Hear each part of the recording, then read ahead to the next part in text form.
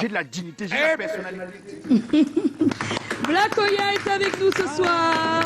Bonsoir Blakoya. J'aurais rajouté, est-ce qu'il me balle? Est-ce qu'il me balle? Vous me ballez. On t'avale. Vous me ballez, vous m'avalez. J'ai eu envie de dire que Dieu est fort. J'ai tellement attendu mon tour. Cette émission me choquait. Ah bon? Chaque fois lorsque je voyais un invité, il disait, mais attends, je suis Mais tu venais Fingon, non? Oui, mais c'est pas pareil. Vous savez, en fait, passer dans cette émission me donne l'impression que peut-être que ce que je fais est en train de Ah ben oui. commencer à plaire et que peut-être il faut qu'il fasse davantage plus pour que, bon, avantage c'est plus, il faut qu'il fasse davantage pour qu'on me donne suffisamment de plateaux pareils. Ah, ben merci Blakoya d'avoir accepté cette invitation très attendue, apparemment. Mais il n'est pas encore entré, n'est-ce pas? Pas du tout. Il doit entrer. Il doit entrer, non? Est-ce Qu'est-ce qui se passe? Oui, tu es dehors. Pour nous, tu es dehors. Tu n'es pas encore entré. Donc alors, Tu es assis, On va toquer. Qu'est-ce qui se passe?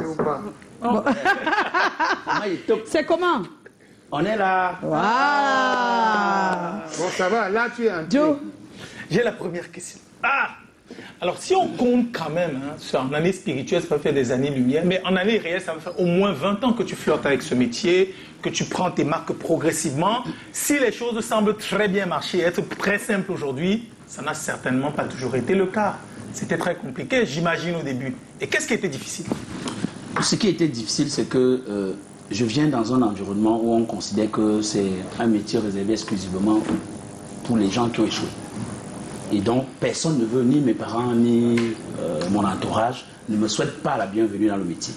Donc, c'est tellement compliqué au point où je suis obligé, c'est d'ailleurs pourquoi j'ai créé la Caravane de l'Humour qui est devenue festival, parce que j'avais envie de créer des espaces d'expression pour prouver aux gens qu'on peut vivre et avoir de la hauteur dans un métier pareil. C'est pourquoi je commençais à produire, alors que j'avais peut-être à peine 17 ans. J'ai produit mon sketch qui m'a révélé plus ou moins des gens qui ont commencé à me prendre au sérieux, l'Institut Le Vendeur de Cercueil. Donc, je le produis toujours dans les défis. Je me dis, il faut que je m'impose. Et pour que mon environnement accepte que c'est un métier sérieux, je dois pouvoir ne pas attendre qu'on vienne vers moi m'offrir quelque chose. Je dois aller vers mon destin. Oui, créer les opportunités. Tatiana? Tu es allé tellement partout, tu as fait le tour des médias aussi avec ton humour, mais c'est à ABK Radio que voilà, tu as touché un nouveau public.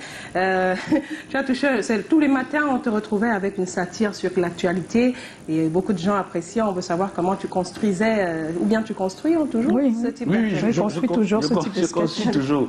Moi, je suis un gars qui aime beaucoup la radio. C'est étonnant, mais j'ai été chef de chaîne de Dynamique FM. Oui. Parce que j'aime la radio. Je ne crois pas que c'était un poste nécessairement parce que je connaissais quoi que ce soit, mais c'était un poste de confiance. Pour l'amour que j'avais pour la radio et la détermination. Tu n'en as plus? Non, je crois que j'avais même beaucoup plus d'amour à l'époque qu'aujourd'hui. Parce qu'aujourd'hui, je gagne un peu l'argent, alors qu'à l'époque, vraiment, c'était pas l'argent. Honneur et fidélité. Oui, c'était honneur et fidélité. Donc, honnêtement, moi, je me suis toujours dit, c'est pourquoi même mes sketchs, si vous regardez la plupart de mes sketchs, j'ai par exemple traité un sujet sur l'environnement. Parce que je me dis toujours que si je parle des faits divers, c'est quelque chose de naturel. Les faits divers, tout le monde connaît. J'aime parler des problèmes de la société, des problèmes qui peuvent peut-être, grâce à mon humour, à mon intervention, bouger.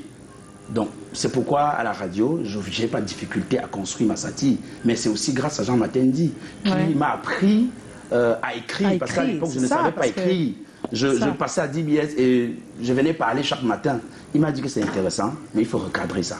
Donc, et il m'a donc appris quelques techniques d'écriture. J'ai profité derrière Waka Foguin pour apprendre. Et le président Antonio est venu clôturer un peu dans cette façon d'écrire mes chroniques satiriques le matin. Oh, c'est beau ça. C'est très beau ce que tu nous dis là. Alors, mais c'est ta collaboration auprès de la troupe à Fingon qui va donner un nouveau tournant à ta carrière. Comment s'est passée ta rencontre déjà avec Fingon Tralala et comment intègres-tu son groupe? Comment? La rencontre d'abord, comment ça, c'était quand, à quelle occasion, et puis comment tu intègres le groupe?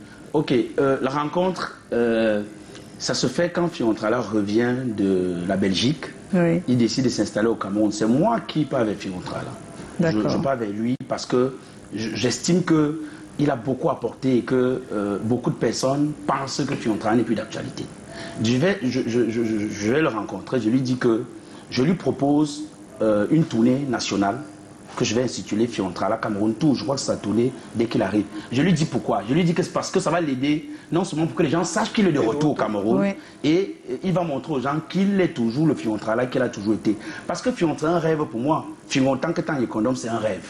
Et c'est un rêve que j'ai rencontré, parce que grâce à Temps Économe en 2002, je rencontre Fingon. Mais Fingon était beaucoup plus avec Moussa Jean Kalaga. Et moi, j'étais donc avec Temps Économe et Parastamol.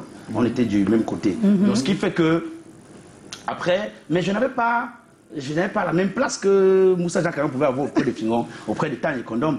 Donc, ce qui se passe, c'est que quand Fiontra revient, je vais lui proposer, il est d'accord, on lance la tournée, ça se passe bien pour lui. Il est en train de faire un tournage, il m'appelle un jour, il dit, est-ce que tu peux venir intervenir? Je viens intervenir et je lui dis que pour ce qu'il a fait, parce que moi je le considère comme un des génies. J'ai souvent dit, je le dis à chaque fois, Fingon et Moustique sont les deux génies de mon métier, pour ma part, de cette génération. Ça se comprend. Voilà, donc je le dis souvent, maintenant il y a beaucoup de talent, mais vraiment les génies, génie c'est autre chose, bien sûr, on n'explique pas. Voilà, donc je lui dis que, grand frère, pour le génie que tu as, il faut que tu partages avec les gens. Et pour ça, tu ne peux pas seulement, on peut seulement faire des sketchs. De manière spontanée, il pense à lancer la troupe. Enfin, on pense. Mais lui, il va donc sortir l'écurie Fiontra là. Et par la suite, je vais encore lui dire que non, il faut que tu mettes des choses parce que il y a beaucoup d'autres jeunes qui veulent venir. Maintenant, il faut donner la possibilité. Donc, il va lancer l'académie Fiontra là. Les gens ne connaissent pas, mais il y a l'écurie. Et il y a l'académie Fiontra là. Oh là là, la différence. Oui, l'académie, c'est carrément l'école, alors que l'écurie, bon, c'est un peu l'école, mais vous êtes déjà en activité. Vous êtes déjà en activité, l'écurie. Ça veut dire que tu es... Lui, il avait l'écurie. Lui, il avait l'écurie. L'académie, c'est les jeunes qui n'ont pas encore, c'est la formation carrément, c'est l'école. Et ce qui est bien, en fait, c'est que c'est même ça qui va davantage me donner envie de travailler. Parce que les aînés ont souvent une difficulté. Dès que tu fais une critique, c'est un problème. Mais Fiontra est un gros rusé. Il est tellement rusé que quand il est sur le plateau avec nous, j'ai l'impression souvent il nous utilise un peu. Mais oui, mais naturellement. Il joue le gars moi pareil, je vous utilise. Voilà. Il joue le gars qui ne connaît rien, il écoute tout ce que vous lui donnez comme proposition. C'est vrai. Il se rabaisse à ce niveau. Et à la fin, je crois que c'est toujours lui qui sort gagnant. C'est la meilleure manière. À la fin, c'est pas. Et ça nous permet, nous aussi, de travailler dans un environnement vraiment de En fait, c'est du donnant-donnant. C'est du donnant-donnant. De cette occasion pour dire à certains, j'ai écouté certains dire du président Chop Chop, il ne faut jamais avoir honte d'imiter le bon exemple. Il faut se battre chaque fois quand tu as l'occasion de le faire, même s'il faut se rabaisser. Parce que j'ai souvent dit aux gens, Joyce est avec nous, mais je ne vous dis pas ce qui est derrière les caméras après. Quand elle veut te parler, elle ne te donne pas le lait. Mais cependant, vous n'êtes jamais au courant. Mais maintenant, quand on arrive sur le plateau, bien quand il faut faire des prestations quelque part, je sors gagnant. Est-ce qu'en retour, je lui donne quoi? Je lui dis juste merci. Mais beaucoup de gens ne sont pas capables d'écouter. Parce que aussi petit que tu sois, il y a une idée où quelqu'un peut passer de côté. C'est pourquoi il y a des grands frères, il faut le dire. Comme tu as été un peu antagoniste tout à l'heure, il y a des grands frères qui... Antagoniste. Voilà. Hey, antagoniste, quand vous fuyez, vous allez voir dans la rue. On va voir dans la rue. Quand l'un monte, l'autre descend. Voilà. C'est muscle, c'est antagoniste. Les deux ne peuvent pas faire le même mouvement simultanément. On a compris qu'elle a... Donc, je voulais dire, parfois quand vous êtes grand, si vous voulez continuer à être grand, écoutez les tout petits. Écoutez les tout petits parce qu'il y a toujours quelque chose. Et je pense qu'avec Fingontrala, bien qu'au moment où je travaillais, forcément avec lui, c'était la même chose. Mousse, tu crois qu'on peut faire comment? On peut faire ça, oui, on peut virer comme ça. C'est ça. Mais c'est bien. Une seule main ne peut pas attacher un main de pistache. Et je pense qu'avec l'apport que tu en as eu, et que j'ai toujours eu confiance en toi, mon cher petit Blagoya, je savais que avec ça va faire quelque chose de fort parce que Fingon est réceptif. Donc, Calagan, c'est ton tour. Hein. Ah oui. La soirée est dommage. Voilà. J'ai une quatrième question pour toi, Blagoya. Depuis 2010, tu as lancé le concept, le festival Caravane de l'humour. Comment est née l'idée? Où? Quand? Comment? Et pourquoi? En fait, l'idée du festival Caravane de l'humour vient de ce que j'ai comme impression qu'il y a de l'injustice. Tu avais ou tu as? Non, aujourd'hui, c'est plus pareil. Aujourd'hui, je suis tellement fier. Je suis fier de ce que... Je ne peux pas mettre ça à mon actif, mais je crois que j'ai contribué aussi. je suis tellement fier de ce que l'humour est devenu. À l'époque, moi, j'écoutais des spots à la télévision et moi, j'ai toujours réussi à faire des choses en tenant compte, en me donnant, en mettant au défi. Alors, j'écoutais des spots où on disait artiste tel. Et on dit, et le comédien, ou bien et l'humoriste, on ne considère pas l'humoriste ou le comédien comme un artiste. Comme un artiste. Donc, du coup, et je suis aussi visité certains de mes aînés. Je n'ai pas eu l'impression que le cadre de vie dans lequel j'ai trouvé ces aînés-là était le cadre qu'ils méritaient par rapport à ce qu'ils avaient apporté et par rapport à la notoriété qu'ils jouissaient. Et donc, du coup, je me suis dit, si je ne dois pas passer par le même chemin ou souffrir de la même manière, Black Oya, tu as deux choses à faire. Ou tu continues de bousculer pour avoir une place dans l'humour, tu seras populaire, grand, ou tu sacrifies un peu ta carrière et tu lances un projet qui va s'appeler Caravane de l'humour au départ. L'objectif, c'est de faire les 10 régions au début. C'est-à-dire que si on a des sponsors, on prend 10 artistes, on fait les 10 régions, chaque gars gagne 500 000, ça lui fait 5 millions là. L'année prochaine, on prend encore 5 gars, le temps que les 10 autres, on prend encore 10 gars, le temps que les 10 autres travaillent les nouveaux sketchs. Et puis, c'était l'esprit. Mais ça, pour ça, il fallait les sponsors. J'ai lancé la Caravane de l'humour au cabaret, premièrement, pour essayer. Et je vous raconte la petite histoire, c'est qu'au cabaret, Picasso et Dedo ont lancé le truc. Je loue le cabaret. Pourtant, en réalité, je ne suis pas censé louer. Je fais venir 12 artistes. Et les gars viennent à la salle. Le lendemain, Willy de Palier, le premier, est venu me demander, mon petit, j'ai dit, je sens que tu loues mal. Ben oui, c'est l'impression qu'on a. J'ai dit que grand, je ne suis pas loup. Il me dit, attends, tu n'as pas les intérêts sur le whisky, parce qu'il me dit que je devais avoir des pourcentages sur les whisky. Oui, moi, sur les entrées. Ce qui est normal. Oui, moi, mon intérêt, je voulais me prouver que je peux organiser. Tu es encore au niveau de j'organise.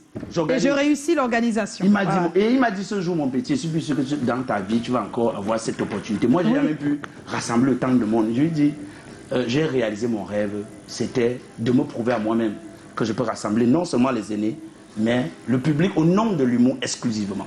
Voilà, sans musique. Ça continue, la caravane. Oui, ça continue. Mais ça continue. Ça continue, on est à la 10e édition. À la 5e. Ce mois. À la 5e édition, on va rendre hommage à Jean-Michel Cancan à la 5e. Je vais à Yaoundé, je rencontre son fils. J'ai eu beaucoup de difficultés parce que ce qu'il m'avait dit, c'est qu'il avait vu le spot à la télévision. J'étais allé le voir.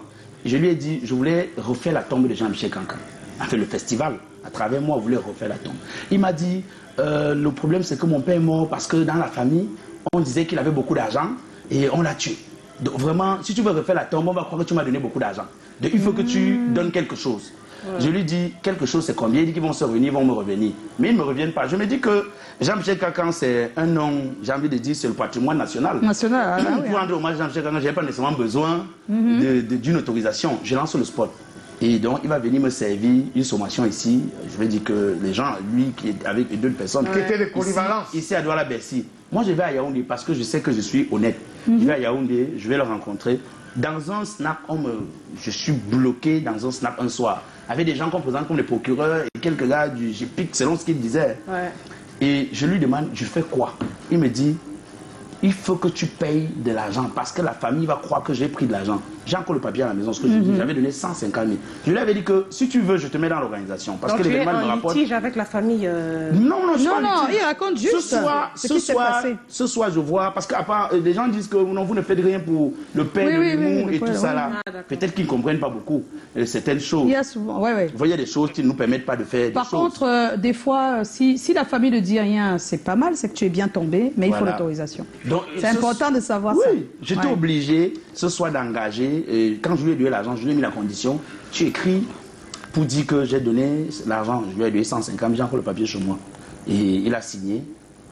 Le soir, l'événement s'est passé à Yaoundé parce qu'on avait fini Douala. On a fait Yaoundé, je lui ai donné l'argent. Donc c'est toujours comme ça. Hein. Ouais, c'est dommage. Bon, je pense aussi qu'il y a beaucoup de naïveté aussi dans toute cette histoire.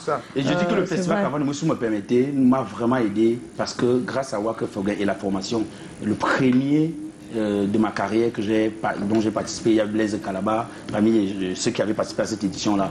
J'ai su connaître, aujourd'hui je peux parler des différents genres humoristiques, je peux parler de certaines choses dans l'humour grâce à cette formation-là. Waka Foguet, qui pour ma part, à cette époque, était la personne la plus indiquée. Indiquée, oui. Alors, mais c'est bien, c'est bien. Alors, tu as aussi monté ta troupe.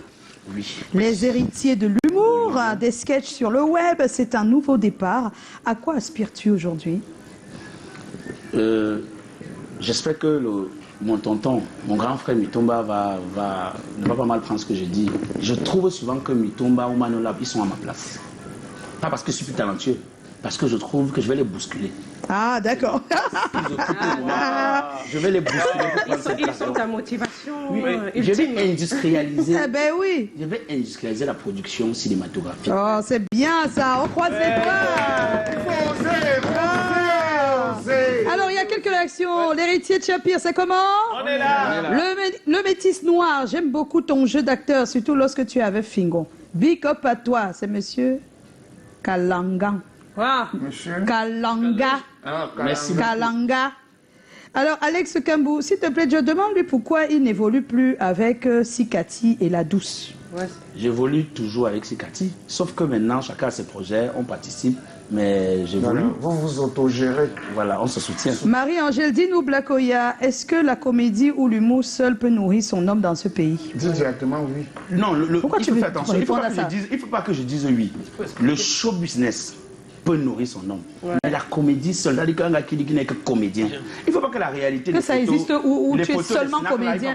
Non, j'aimerais dire quelque chose. C'est pas propre au Cameroun ni à l'Afrique. Voilà. Même en Europe. Tu ne peux pas vivre que de ça et puis rester comme ça.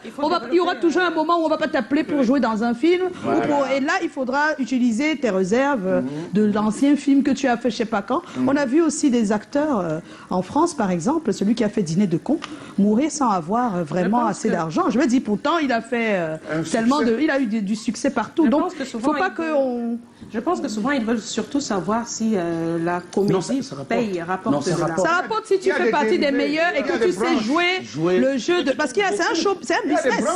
C'est un business. Il y a des branches de l'humour, de la comédie. Au-delà du métier, il y a un business autour. Nous faisons beaucoup de shows et pas de business. Voilà, en fait, c'est ça. Tu parviens à mettre les deux ensemble. Ensemble, ça va. Tu t'en sors toujours. Et il faut aussi pouvoir gérer ses revenus. C'est revenus, c'est surtout ça. Je pense que quand même les générations aujourd'hui, en tant qu'artistes, gèrent mieux qu'il y a pas mal d'années. Attention.